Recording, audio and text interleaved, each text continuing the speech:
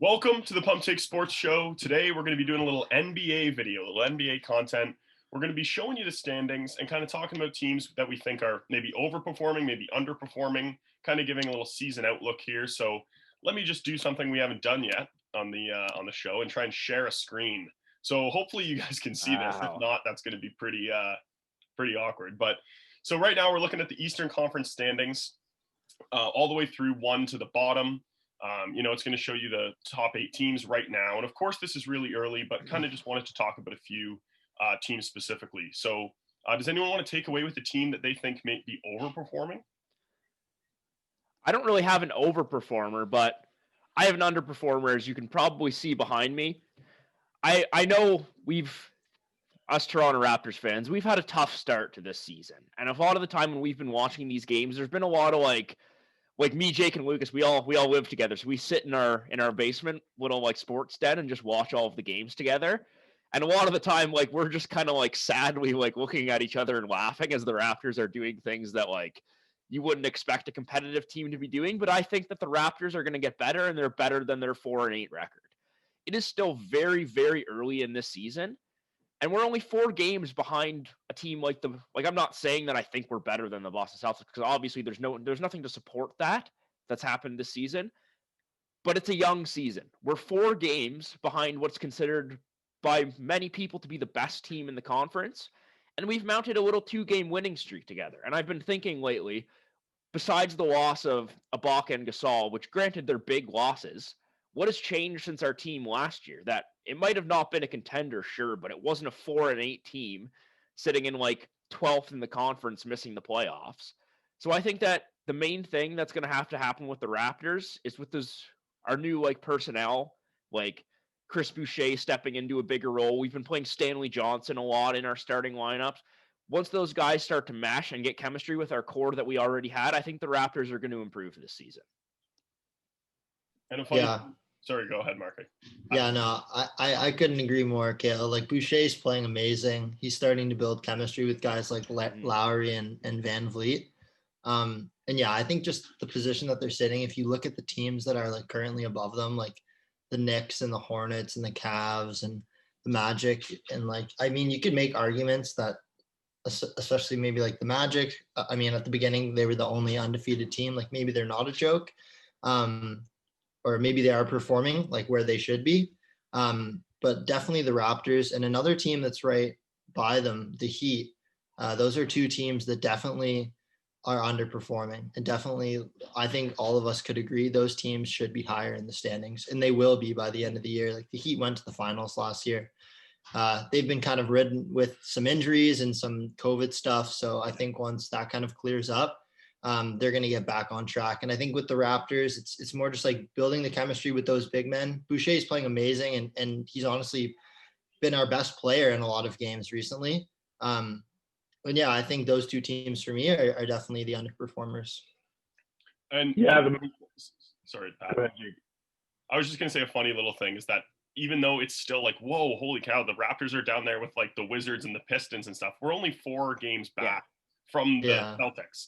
So, we're on a 2-game winning streak. And I said to Kale about half an hour ago off air, I was like, well, it's a good thing we just won the last 2 games, because if we were sitting at 2-10 and we were at the bottom of the East, that would be a much different reaction that we'd be having right now. We do have a tough schedule coming up for the Raps. Me and Kale were talking about it downstairs. We have like, I think 2 games against who is it, Kale? I can't really remember. Mavs. We have 1 against the Mavs, 2 against the Heat, 2 against the Pacers, and 1 against Milwaukee. And then we have a game against the Kings, and then we have Brooklyn. So the Raptors might need to like file a like abuse charge after Brooklyn absolutely destroys us. Go ahead, Kale. And just one thing with the Raptors too, we need to file a fucking abuse charge because of this too. 2 of those losses that are on our schedule, I'm not one for blaming officials, but those 2, the 2 games that I'm talking about. I forget Golden State game. The Golden State game, and then whoever we were playing after that. That was just like those could have easily Golden State and Portland. Yeah, Golden State and Portland. Those 2 games, like you can argue that if it wasn't for 2 missed calls at the end of the game, like the Portland one, sure, they didn't foul Siakam, but that Damian Lee call was just absolutely outrageous, and that should have been a win. Yeah, So it was outrageous. If those 2 games go our way, the Raptors are sitting at like 500. So yeah. And you know what, Kale, too? Like, also it's the calls and it's also just the bounces. Like Siakam had 2 final like game shots that just bounced our wrong way. And if those shots just bounce a little more our way, you know what, we're also sitting at 500. So Nick Nurse said this in a presser that he thinks that our record isn't an actual good like interpretation of how we really are. And I agree with him. You know, a couple calls go a different way, a couple bounces go a different way, and we'd be looking at, you know, we'd be sitting in the playoffs right now and be having a very different conversation. exactly. And if you look at the teams that are in the playoffs right now, like based on the standings in particular, I wanted to say, you know, the Orlando Magic are overachieving, but if you look at their record, they're 6 and 7. Like, I don't think they are overachieving. So I think teams like the Miami Heat and the Toronto Raptors won't even have that much difficulty to like supplant those teams in the standings and like get into the playoffs. Because I think the Miami Heat are easily a top 5 team in the East, if not a team that's going to probably get home court advantage going into the playoffs. One thing about the Magic, and then there's just another team I want to bring up that I think we could talk about. The Magic, yeah, they might not be overachieving, but they did start the season like 5-0, and now they're 6 and 7. So I think there's been a little bit of like regression coming back to kind of what we thought they were, like a little bit. The team that I kind of want to bring up to you guys and talk about a bit is the team right under the Orlando Magic there in the standings, is the Cleveland Cavaliers. Yes, they have been missing Sexton and Garland for a little bit of time now, but they started the season incredibly hot, and I do think that there will be a little bit of a fall from grace for the Cavaliers. Not that it's, you know, I just don't think they're going to make the playoffs is basically what I'm saying, and they're sitting in a position of playoffs right now. If you look at the advanced statistics, like Garland and Sexton before they got hurt were shooting both like career highs, and like their true shooting percentages were just so high that those things are just bound to come back down. So, you know, obviously Drummond is going to ball out like he does occasionally, but Larry Nance has been playing amazing. And I just think they're not going to continue to be, you know, a playoff team, even though we're only, 13 games in the season. Well, I would say the Hornets are also in that category as well, of teams that are probably not going to maintain their current standing at the end of the year. Jake, I don't know if I necessarily like agree with your opinion on the Cavs there, because I think that like from their hot start of the season, granted, like you mentioned with the shooting percentage, it is very hot. Mm-hmm. But this fall from grace that you're talking about is kind of correlated with like their entire backcourt being injured. And while like sure, Colin Sexton and Darius Garland are having like career years, how much of that is like a statistical anomaly, and how much of that is just a young, talented backcourt progressing? Like anything that I've seen from those 2 guys playing together this year, it seems like they're getting just much more of just a grasp on what it means to just handle an NBA offense. And I think they're really improving. Like, I think the Cavs have like, sure, I don't think they're going to like be one of the top teams in the East or anything, but I don't see a reason that they couldn't maintain their spot as like a 7 or 8 seed. Well, I agree with you that I think that Garland and Sexton are definitely progressing, and you can even see it in stuff where they're staying after the game and putting up shots, and that's just kind of how young players develop. It's going to happen eventually. The problem that I have with it is when I look at the standings right now in the East, and you see like, okay, from Boston all the way down to Brooklyn, you can lock those teams as playoff teams. And then you have, you know, the Hawks, who, I mean, we can talk about them a little bit, but they're just a more like overall talented team than the Cavaliers. And with the injuries that the Cavaliers have been facing, it's tough to say that the Hawks won't make it over the Cavs. And then you have the Heat and the Raptors. So it's just like, don't get me wrong, I like Sexton and Garland. It's just that they started the season so hot that I could see them kind of falling out a little bit of being around a 500 team.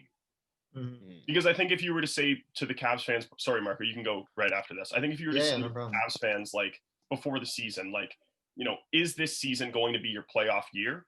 I don't think they would have said yes. I think, you know, they still will be a good, like decent team in the East, and they're on the rise. Like they've done a lot of moves that I like. The Jared Allen move. They're getting younger. They're getting better. I hope they trade Drummond. That would be beneficial for their team as well. But yeah, I like the Cavaliers. It was just something I wanted to bring up because they are an interesting team in the East. Yeah, I like the Cavs as well. Not to necessarily switch the subject, but there's a couple things that I was just curious to hear your guys' opinion on, and definitely feel like it's interesting to touch on in the Eastern Conference. So I know personally before the season started, I wasn't high on Washington, but I wasn't this low either. And now I know that Westbrook has missed a ton of games. But like, do you guys I mean, I'm assuming that none of you think Washington is a playoff team, correct?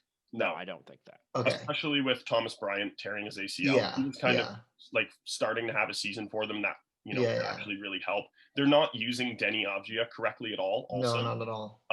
And Westbrook is missing a lot of games. Way and too many. Bradley, it's just kind of the same thing. Bradley Beal show. Yeah. It's the Bradley Beal show with Bertans, and Bertans is shooting really poorly right now as well. So he's trash. So it's like the Wizards just don't have a lot going for them outside of Beal and Westbrook. And is that enough to kind of put you into that top 8 in the East conversation? I don't think it is, Yeah. The East is like, over the past couple of years, I've noticed it's like it's getting a lot better. And it's not going to be a scenario like 2-3 years ago where a team like the Magic can win like 35 games and get into the playoffs. Do you know what I mean? It's like you have to kind of start like, there's going to be a much larger separation of the teams that are going to make it and the teams that are not going to make it. And then Jake, I see what you're saying about the Cavs in that sort of sense, that it's like, it's not about them not being a good team. It's about, are they going to be the odd man out that's like the 9th or 10th seed in the conference? Yeah. And I just don't think what the Wizards are doing, like what exactly is the difference between the John Wall Wizards and the Westbrook Wizards, besides that Westbrook's now hurt? It's like, if that trade in general, to me, it just felt like the Wizards didn't improve doing that. Like, Westbrook and John Wall are very similar. And many people, in fact, I would say the consensus is that Westbrook is probably a better player overall. So yeah, I just don't really understand what the Wizards are trying to do there. It's clearly not working for them, and they need to go in a different direction. But I do agree with you, Marky, that I don't think that the Wizards are the second worst team in the East. Like, I think they'll probably be able to maybe finish ahead of teams like the Knicks, who are now on a 5-game losing streak and they're trending downwards. And maybe even like the Charlotte Hornets and the Atlanta Hawks at the end of the year, we'll see, or the Bulls. But I think all those teams are kind of a little bit interchangeable, but I don't think the Wizards, just based on talent anyway, I think the Wizards will be able to maybe contend somewhat in the standings for being in the conversation for that 8th seed maybe, or be able to supplant some of those teams that are currently above them. But the problem is that like the 8th seed in the East now, the East is just kind of getting deeper. And like the Wizards, as much as they're like, yes, they have Westbrook and Bradley Beal, like this is going to sound like absolutely insane. So like take it with a grain of salt. But like, I really like how Thibodeau is coaching the Knicks and how the Knicks have been playing just as an organization overall. Yes, they're on a 5-game losing streak, but Julius Randle is arguably playing better, other than Bradley Beal, not arguably, he is playing better than any other player on the Wizards right now. And I love how they're playing their young, like RJ Barrett has taken a step up. Emmanuel quickly is getting minutes and he's taken a step up. And the Knicks are just looking good. And it's teams like the Knicks that are going to cause the Wizards problems. Like teams like, I mean, I can talk about how I don't like the Bulls, but I think the Bulls will just give the Wizards problems in the standings because they'll win weird games and then they'll lose weird games. And I think the Wizards will have a very similar trajectory. Mm-hmm. Yeah, Jake, I was just literally just about to bring up the Knicks, that like, maybe this isn't even a discussion for this season necessarily, but like maybe next season and going into the future, teams like the Wizards, they're just going to keep falling out because like you mentioned, the Knicks are now moving in a direction to being a more competent franchise. Like they have a coach that, like, despite his history, he's doing an all right job this year. Yeah. They're starting to develop their young players, and the same can be said for the Bulls. They had a problem with their coach. They replaced him this season, and they're starting to give their young guys just more of an opportunity. And that's just how you have to develop your team when you're just a team that's like at the bottom of the conference every year. You have to just start giving your young guys chances. Yeah. And that will eventually work, and I think the Wizards are just going to fall behind that. Mm-hmm. I honestly think it goes to show that like role players are so important for a winning organization. Like I think even though the Knicks, they don't have a Westbrook and a Bradley Beal, it's like their organization is built better. The Wizards are just so top heavy with a bunch of kind of bums. It just doesn't really work. And when you actually are trying to build a successful organization and a championship organization, you can even look at the Raptors championship run. It's we had so many good role players that knew their place. If you look at Golden State, like Draymond is a good example. He's a role player. He knows what he needs to do. He knows his place. When you have guys like Westbrook, like pulling up, deep twos, shooting off the backboard and trying to bank them in, it's just, I don't know, doesn't work. Yeah, one more team that I feel like we should bring up. I know, Jake, you were talking about them, is the Hawks. As a fantasy owner of Trae Young and John Collins, it is difficult for me to, just kind of see the Hawks do as poorly and as weird, I don't know, as I thought they would. I thought the Hawks were definitely going to be a playoff team this year, and me and Jake had a very deep conversation about Trae Young and about the Hawks in general, and how if they aren't a playoff team, it's a disappointment. And Trae Young this year is averaging, I think, 6 or 7 less points, less assists. And John Collins is playing kind of just like a good role player on their team. And I don't really know exactly what's going on, if you guys have some insight, but the Hawks for me so far have been a little bit of a disappointment. Yeah. Maybe Kale go and then. All right. Yeah. So what I think is been an issue with the Hawks this year is that it feels to me like a lot of their accusations that we were talking about that were going to be big impacts at the beginning of the season haven't really meshed together and worked very well.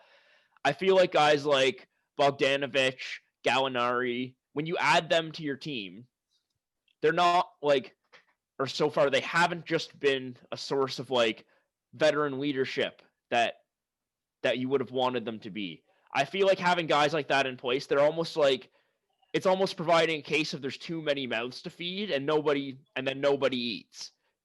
It's and guys Phil's problem too, to add to that is it's the Gallinaris and the Bogdanoviches that you're talking about that they added that have just kind of not really worked out, and they've been hurt. And then it's also the problem of guys like Reddish and Hunter getting taking big steps up and needing more shots. And the problem is that if you look at the shot distribution, I'm sorry to interrupt you, but the shot distribution on the Hawks, it's Trae Young's taking a ton of shots a game, which is concerning why he's averaging 6 less points this year than last year, because he's taking pretty much the same amount of shots. John Collins in one recently got 7 shots.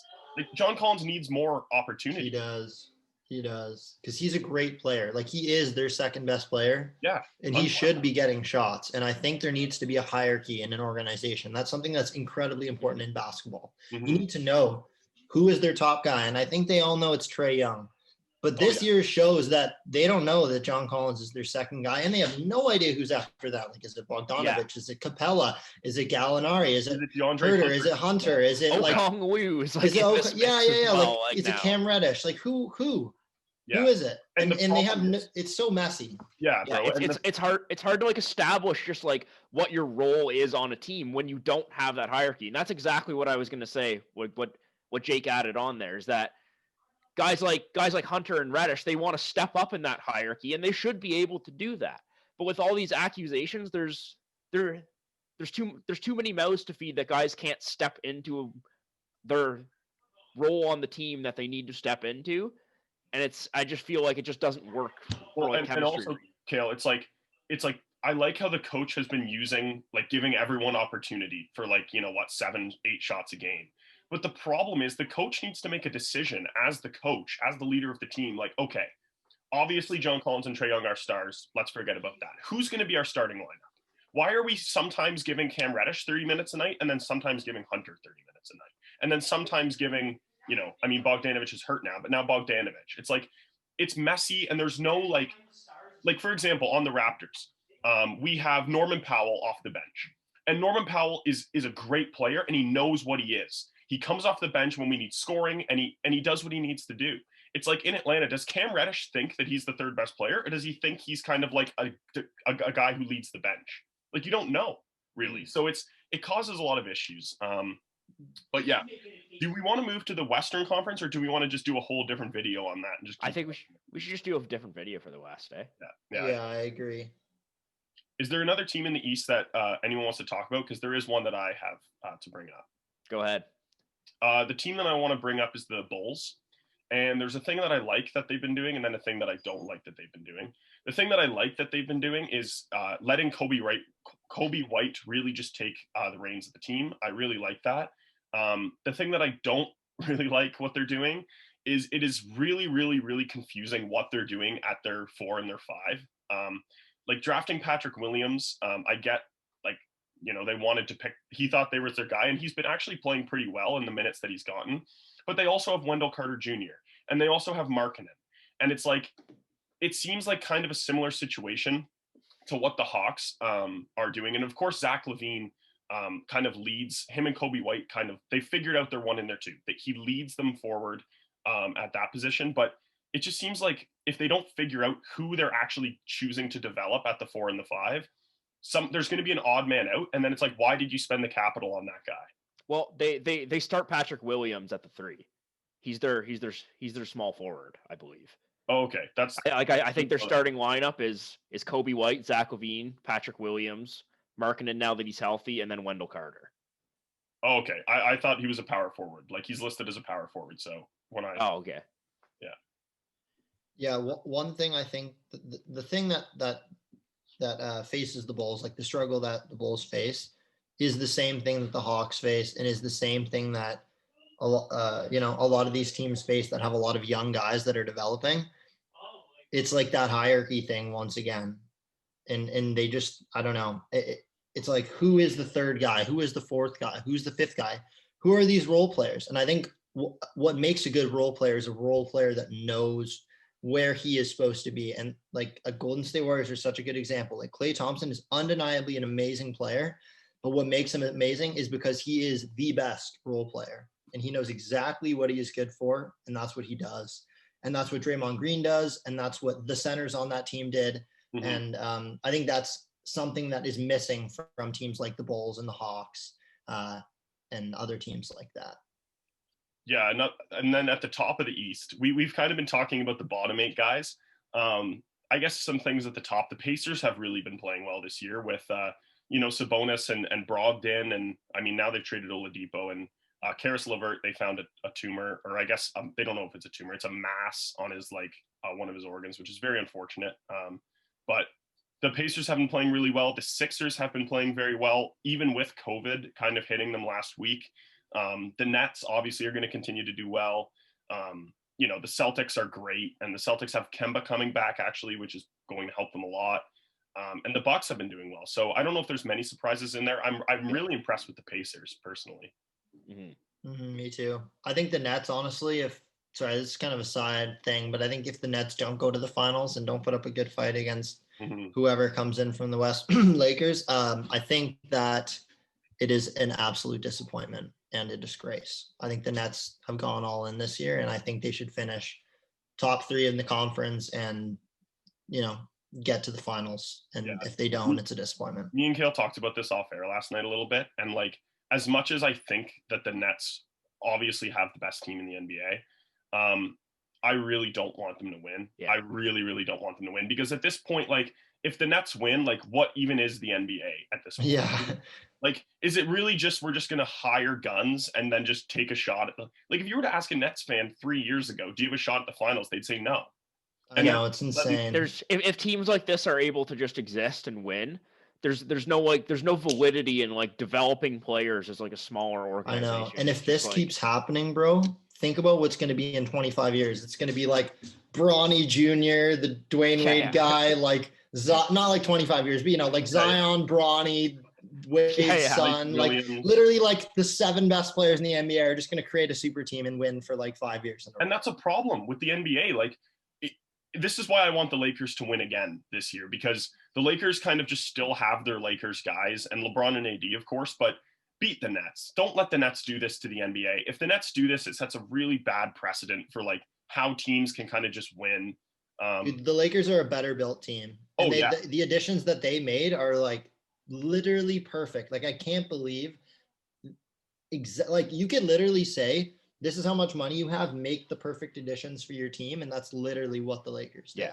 The Schroeder addition is incredible. He's incredible. He hasn't been awesome. He hasn't been amazing offensively, but you watch the guy play. He is such a fantastic and just active defender. I love Dennis Schroeder. That might have been one of my favorite additions He of has the been a offseason. huge contribution to their scoring on offense when LeBron and AD just need a minute. Like, Yeah. a big problem with the Lakers is they would sputter a little bit when LeBron and AD were like gassed in the fourth quarter, and like you needed to rely on like KCP and like JR Smith hitting like shots.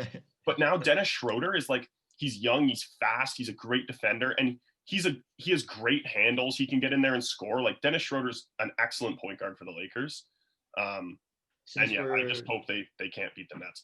What do you guys think about this Nets thing that I'm seeing, that they should trade Kyrie for like really good defenders and just win the NBA Finals like that? I agree. I think you should get rid of Kyrie and get like, I don't know, like a really good big, like they have DeAndre Jordan, but like maybe a good big man who's like a great rim protector.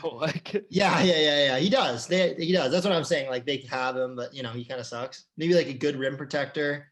Like, imagine they got like Hassan Whiteside and Drummond. How crazy would it be if they had Jared Allen? Yeah, that would be crazy. Yeah, or like Jared Allen. Jared Allen would be a really good fit on their team. No, but I know, like, if you think about, like, what if they just picked up like great, like Kyrie could get you a lot, and if you just get a couple great like 3-and-D wing players to just dude, and like a good center. Like it would be great. It's so funny. I was in the Nets Instagram comments because I was really curious to hear what like actual Nets fans had to say.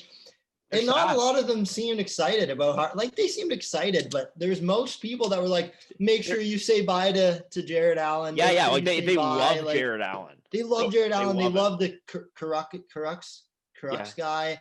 And they love Torian Prince as well. They were like, and they love Karis LeVert. They were like, make sure you say bye, like, because they put out a Harden, like, we're acquiring this guy. And then they did like 3 posts about Harden. And then they did a post about goodbye to these 4 players. You'll always be a Nets. And everyone on those 3 posts before were like, where's the goodbye post? Where's the goodbye post? Where's the goodbye post? And it's like, what the fuck? What does the NBA come to where it's like these players that, the Nets were like that team that like their identity was like dancing on the bench and like all that shit. They were part of that's gone. That was the arc of the Nets. That's what we're losing in the NBA if the Nets win this year. It's like the Nets had Karis LeVert and Jared Allen. And remember when they had D'Angelo Russell? That was lit. That arc would have meant nothing if they win this year. And they made the playoffs and almost beat the Sixers remember like a few years ago? Almost beat the Sixers as the Nets team with no Kyrie, no KD, no Harden. They almost beat the Sixers. And like all that work, all that draft capital, all that promise that Nets fans felt like, wow, like we're really building a good thing here. They just, and I get it's James Harden, but they just send it all away for superstars to just go win a championship. And like, as a fan, it's cheap. It's a really cheap way to win as a fan. You don't feel like it's as rewarding because it's not the guys that you started off with. And that's the unfortunate thing. It's that like, that's what the NBA has come to. It's that if as an organization, your end goal should be winning a championship, that's what you have to do because you can't build a team like the way the Nets tried to do. You can't build a team with the traditional like of team building arc because you can get to the end. And this is exactly what was happening with the Raptors before we traded for Kawhi. You can build up a team that's going to make the playoffs every year. You might make it to the conference finals, and you are a consistent, competitive team. But if you don't break that arc in this NBA, you're not going to win. Yep. And that's unfortunate. And look at how it could happen even with the Atlanta Hawks. They draft Trae Young, they get him right. They draft John Collins, they get him right. They have guys like Hunter and Reddish. These are all good players. They're getting those guys right, too. But in a few years, if the Hawks never overcome that hump and can never figure it out, Trae Young might just leave. Yeah. And John Collins already kind of wants to leave. There's already issues between Collins and Trae Young because of shot distribution. Like, this is a problem where, like, when did it just end that teams draft guys, they develop, and then they make the playoffs, and then they win? That's kind of gone. Yeah, and it doesn't happen anymore. And that's a really unfortunate thing that's happening. Man, it's like, crazy. The NBA changed so much. Like, do you remember when people were burning jerseys, LeBron jerseys? Yeah. When he went from the Cavs to the Heat. Yeah. Now like Durant goes and it's like, oh well, I have a Durant OKC jersey. Oh, I have a Durant Golden State jersey. Now it's like, dude, it's crazy. What I respect so much about a team that I have some animosity towards is the Bucks. Like I just respect so much what they've done, and like an acquisition like Drew Holiday isn't. And I love Giannis too. It isn't an acquisition like James Harden. It's like you're not giving up your whole team. Like I don't know. And it's crazy because teams like the Lakers and teams like, Miami and whatever, they'll kind of always be good because it's a destination that people want to play at. Yeah. It's a winning. There's It's, only a few of those, in though. Miami, whatever. Yeah, it's warm, all that stuff. So those teams, they never really need to like do that classic building like teams like Toronto or Milwaukee or Charlotte or whatever they would need to do because the players want to come play for those teams. I don't know. And like as you guys were saying about Giannis, like this is an Eastern Conference video, so like it's good to mention Giannis re-signing just sets such a great example for future stars that like, yes, this team drafted you, and Giannis looked like fucking Chris Boucher when he was drafted. He literally looked like Chris Boucher. And now look what he's become, and he just stuck with his organization. They got him Drew Holiday, which is like, that's what I want a splash trade to look like. When you trade for Drew Holiday with picks, like they didn't blow up their core. They still have Middleton. They traded Bledsoe. That's not a bad thing. They still have the guys they drafted in DiVincenzo and all these other guys. And like, you just have to hope that the NBA kind of continues to like follow what the Bucks are doing because it's working for them. And that's why I hope that they do well. As much as when they were playing the Raptors, when we had Kawhi, it bothered me. It's like, they're doing it right. And in an NBA where it's really hard to do it right. Like, what if LaMelo Ball, like as great as he's looked so far this season, give him a few years. What if Charlotte just does nothing? And, how much of that is his fault? Well, like, that's a different debate. But, and then he just leaves. How is Charlotte ever going to build anything? Ever? You have to start with getting a star player like LaMelo Ball and then building around him. But at this point, like, do you even have time to build around him before you just need to trade the whole you leave? Like, it's crazy, boys. It is crazy because when you said that one thing, it made me realize, like, from the actual player, like that's the whole player empowerment thing. But from the player's view, it's like, why should I stay here if I can't win? Like, the goal is to win. Yeah, obviously. And I mean, like, if you're LaMelo Ball and the Hornet, I mean, to be fair, the Hornets look pretty decent. But, if they do advance or not advance, if like in 3 years, if they're still kind of sitting in that same spot and it's kind of stagnant, it's like you can't necessarily fault the player for wanting to leave. But also it's like you wish they would just want to stay because it's the team that drafted them. And it's like this culture and all that stuff. But you can fault them after leaving in 3 years because the thing is, like, if the Hornets never – like, what is LaMelo Ball's expectation of the Hornets? You like ideally the Hornets get another high pick so that they can pick a good player to play with him so then they can win. But if the Hornets are getting a high pick, that means they had a losing season. So it's like LaMelo Ball needs to be patient. He's like 20 years. Like, and once again, LaMelo Ball has never said he's going to leave the Hornets. But it's like, go ahead, Kale. You wanted to say something? Just kind of on this topic, I think that something that would be a really good idea is extending the length of a rookie contract. Extend it to like 6 or 7 years or something. Like make it so like, I guess you can't really do that because you need to extend players as they become good, but somehow like make it so players like they can get the money that they deserve, but they're under contract longer. Yeah. And I don't, it's almost crazy because at a certain point, it's about the money for the young guys, but then once they get into like we've talked about this before off air, Kale, it's like, what's going to happen in a few years when like guys like Tatum and guys like Brandon Ingram and guys like Bam are all kind of like, they've made their money, they've signed at the end of their max, but now they're 28, and now Jason Tatum hasn't won on the Celtics. Like, does Jason Tatum just like, is it kind of a similar thing? He builds a super team with Bam. He builds a super team with Bam. Yeah, with Bam and like Ingram on the fucking and like Zion on like freaking like the Lakers or something. Yeah. And it's just crazy to think that like you hope as a Celtics fan that Jason Tatum is a Celtic for life, but that reality is not a reality anymore. It's becoming increasingly unlikely that ever happens. It's a rare thing for it to happen. Yeah. It is crazy. Well, we have 2 minutes left on this video before my Zoom timer runs out. But thank you, boys, for coming on and talking about it. We'll do a Western Conference video, too, because that was a lot of fun talking about the NBA. And hopefully the screen share thing worked, because if not, that would be a nightmare. We just wasted like an hour. Yeah. All right. Thanks a lot for coming on, boys. And thanks for watching, everyone. And we'll see you next time. See you guys.